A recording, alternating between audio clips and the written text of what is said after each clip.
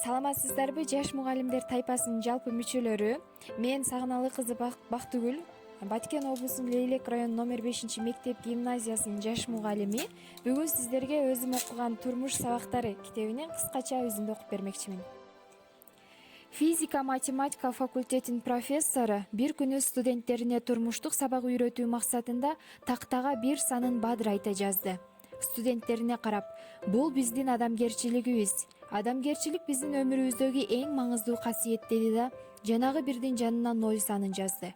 Ал эми бул 0 болсо биздин жетишкендиктерибиз. Алдыдагы адамгерчилик сапатына бир жетишкендик кошулса, ал 10 деген санга айланып, адамдык сапатты арттырат. Дагы бир жетишкендик кошулса, ал 100гө айланат. Ошентип кишинин тажрыйбасы арткан сайын анын сапаты 10 эсе көбөйүп отурат. Профессор ушуларды айтканча бирдин артынан нөлдөрдү кошо берди. Бул зиректигиңиз, бул тартибиңиз, бул билимиңиз, бул өнөрүңүз деп улам кошуп баратты. Кошулуп жаткан ар бир 0 адамды 10 эсе байыта турганын туюнуп, магдырап отурушту окуучулар.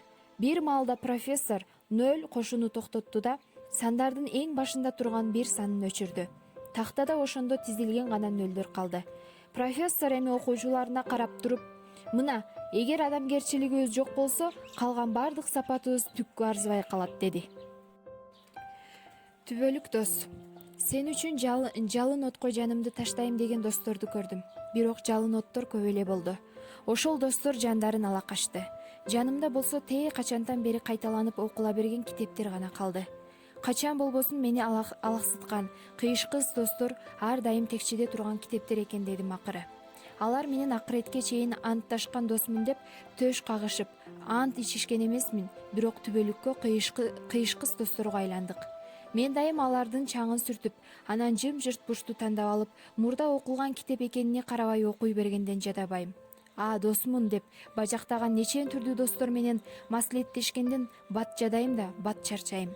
Мени жадатпас үчүн тынч гана текчеде турган досторум менен керек убакта үн чыгарбай сүйлөшөм да, үн чыгарбай алардын айткан акыл кеңешин угам. Мен сагынсам, дайыма үнсүз, тилсиз досторумду сагынам.